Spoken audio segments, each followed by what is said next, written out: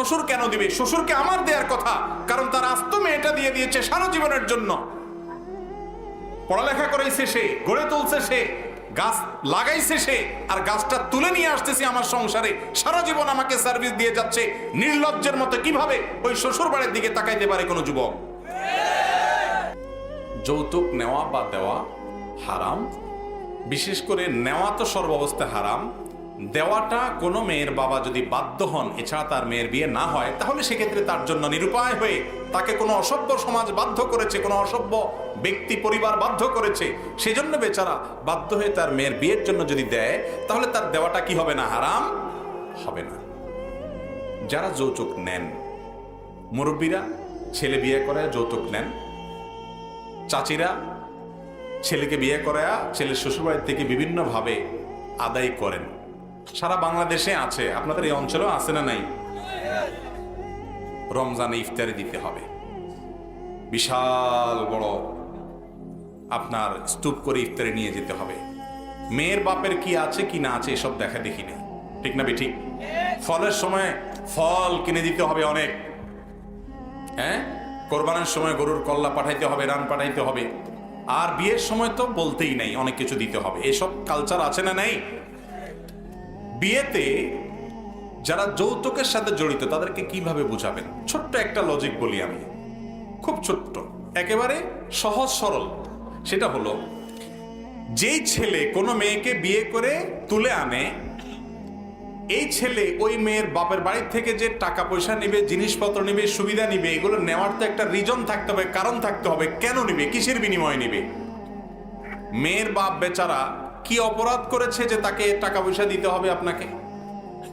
যদি বলেন যে সে মেয়ে জন্ম দিয়ে অপরাধ করেছে, সেজন্য তাকে প্রায়শ্চিত্ত করতে হবে দিয়ে, তাহলে ভিন্ন কথা।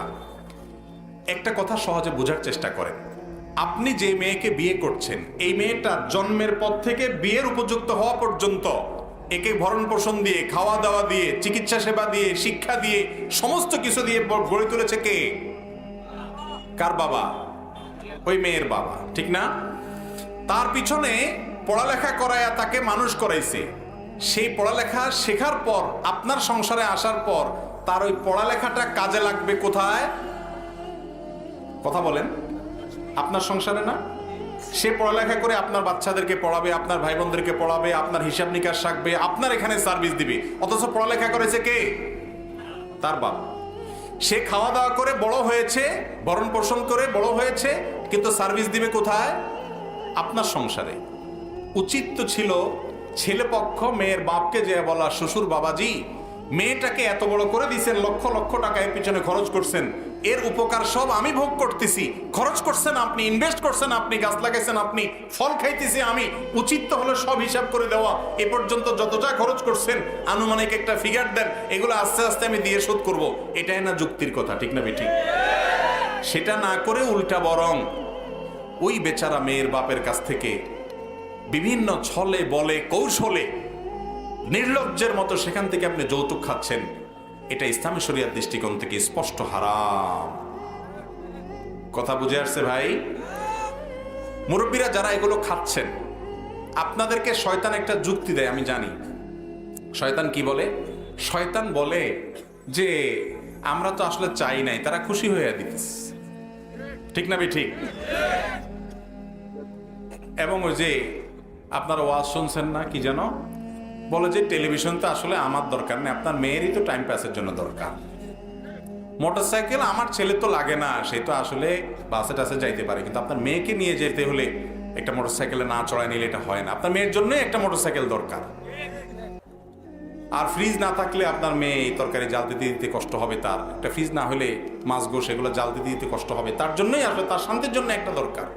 এরকম নির্লজ্জের মতো বিভিন্ন ফাঁক ফোকর বাইর করে না? ভালো করে শুনে রাখেন, কোন মেয়ের বাপের অঢেল আছে, সে খুশি হয়ে তার অন্য ছেলেকে দিছে, মেয়েকে দিছে, সেটা মেয়েকে দিছে, তার ব্যাপার। কিন্তু কোন মেয়ের বাপ যদি দেয়, খুশি মনেও দেয়, আপনি মানা করলে বলে না ব্যয় সাহেব আমি খুশি হয়ে দিতেছি, ওইটা এই জন্য দিতেছে বেশিরভাগ ক্ষেত্রে যে ওইটা না দিলে তার মেয়েকে আপনার বাড়ির মহিলারা, বিভিন্ন ডাইনিরা, বিভিন্ন ফাসেকারা, বিভিন্ন খারাপ মানুষেরা ওই মেয়েকে খোঁচায়া খোঁচায়া কষ্ট দিবে, তার মনকে জর্জরিত করবে, বলবে যে ওই যে আমার অমুক ছেলের বিয়ে করাইছি, তার বাবার বাড়ি থেকে কত কিছু দিছে, এসব শোনাবে শুধু। ঠিক না ঠিক? খুব ভালো করে শুনে রাখেন, এটার বিরুদ্ধে আমাদের সমাজে আমাদের সংগ্রামের ঘোষণা দিতে হবে। যুবকরা যারা বিয়ে করেন নাই তারা প্রতিজ্ঞা করেন এই মাহফিলে বসে, আজ আমার বিয়েতে এই অভিশাপ, এ হারাম, এ নির্লজ্জ কাজ, এ বেহায়াপনার কাজ আমি হতে দেব না ইনশাআল্লাহ। আমার বিয়েতে শ্বশুরবাড়ি থেকে আমি কিছু নেব না, কোনো ইফতারির নামে, কোনো ফলের নামে, কোনো যৌতুকের নামে অথবা হাদিয়ার নামে, উপঢৌকন নামে কিছুই নেব না। শ্বশুর কেন দিবে? শ্বশুরকে আমার দেওয়ার কথা, কারণ তার আস্ত মেয়েটা দিয়ে দিয়েছে সারা জীবনের জন্য। পড়ালেখা করাইছে সে, গড়ে তুলছে সে, গাছ লাগাইছে সে, আর গাছটা তুলে নিয়ে আসতেছে আমার সংসারে, সারা জীবন আমাকে সার্ভিস দিয়ে যাচ্ছে। নির্লজ্জের মতো কিভাবে ওই শ্বশুর বাড়ির দিকে তাকাইতে পারে কোনো যুবক? আপনি বিদেশ যাবেন, টাকার তল পড়ছে, আপনাকে বিদেশ যাইতে বলছে কি আপনি রিক্সা চালান? আপনি রিক্সা না চালায় শ্বশুর বাড়ির টাকা দিয়ে বিদেশ যাবেন? আপনার মতো নির্লজ্জ, আপনার মতো বেহায়া আল্লাহর জমিনে কম আছে। যুবক, নিজের মধ্যে বিবেক থাকতে হবে, আল্লাহর ভয় থাকতে হবে।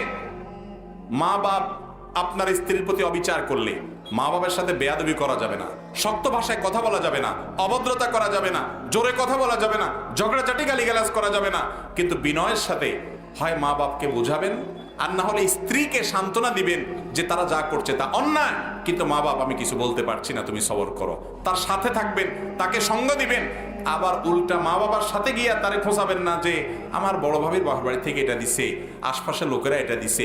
এগুলো যদি করেন তাহলে সেক্ষেত্রে মনে রাখবেন আল্লাহর আরশ কাঁপার মতো অপরাধ এটা। ঠিক না ঠিক? একটা মেয়ে একটা সংসারকে সারা জীবনের জন্য ফেলে দিয়ে যেখানে সে বড় হয়েছে, তার নানি যেখানে পোতা, আপন মা ভাই বোন সবাইকে ফেলে দিয়ে আপনার সংসারে চলে আসছে, সারা জীবন থাকবে, গাধার মতো খাটবে, সার্ভিস দিবে, আপনার চরিত্রকে হেফাজত করবে। এগুলোর বিনিময়ে প্রতি মাসে মাসে হাজার হাজার টাকা যদি দেন, তারপরও তো তার ঋণ শোধ করতে পারবেন না। নির্লজ্জের মতো তার বাপের কাছ থেকে কিভাবে আশা করেন? এই যৌতুকের বিরুদ্ধে আমরা সংগ্রাম করবো তো ইনশাআল্লাহ। এই সমাজে কোনো যৌতুক আমরা নিতে দেব না, নেব না ইনশাআল্লাহ। কোনো মেয়েকে যদি যৌতুকের জন্য কোনো জ্বালাতন করে কেউ, তাকে আমরা বোঝাবো, তার বিরুদ্ধে সামাজিক সচেতনতা গড়ে তুলবো, মানুষকে বলবো বোঝাও। আর আমরা নিজেরা প্রতিজ্ঞা করব, যারা বিয়ে করেছি তারা অন্য কারোর বিয়ের সাথে যখন আমরা জড়িত হব যেন যৌতুক সেখানে দেয়া না হয়, আমরা ভূমিকা রাখবো ইনশাআল্লাহ।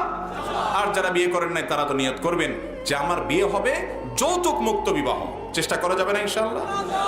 বিয়ে তো আমরাও করেছি, শ্বশুরবাড়ি থেকে কোনো যৌতুক তো আমরা নেই নেই, কোনো সুবিধা তো আমরা নেই নেই। আমরা কি না খাই মরে যাচ্ছি? মানুষের থেকে নিয়া যৌতুক নিয়া বড়লোক হয়ে গেছে, কোটিপতি হয়ে গেছে কয়জন আমি জানি না, আল্লাহ জানে। কিন্তু হারামখোর কখনো বরকত পেতে পারে না। মনে রাখবেন, কারো সম্পদ চুরি করে আনা, রাস্তায় ছুরি চাকু আর পিস্তল ধরে ডাকাতি করা আর শ্বশুরবাড়ি থেকে যৌতুক নেওয়ার মধ্যে কোনো পার্থক্য? ওইটাও হারাম, এটাও হারাম। বরং ওইটার চাইতে একদিক থেকে এটা অনেক জঘন্য এবং ডেঞ্জারাস।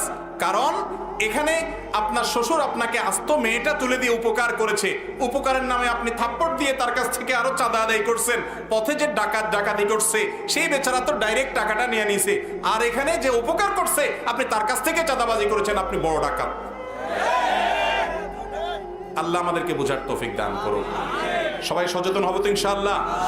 যৌতুক দেশে আমরা রাখবো না, এ সমাজে আমরা রাখবো। সমস্যা আছে, যুবকরা আসতে চিল্লান। এই কথা বললে মুরব্বীরা কি বলবে? আমি বলি, মুরব্বীরা বলবে যে বিয়ে মাত্র শুরু হয়েছে, কথাবার্তা এখনই ছেলে বলতেছে শ্বশুরবাড়িতে কিছু নেওয়া যাবে না, এই পোলা বিয়ে করাই দিলে কি করবে? এ তো শ্বশুর শাশুড়ির হাতে মুরিদ হবে, এ তো শ্বশুরবাড়ি ছাড়া কিছু বুঝবে না।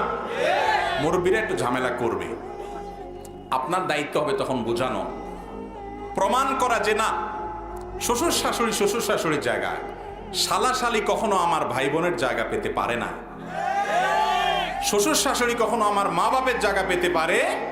আমার মা বাপ আমার মাথার উপরের তাজ, তাদের সাথে কারোর কোনো তুলনা নেই।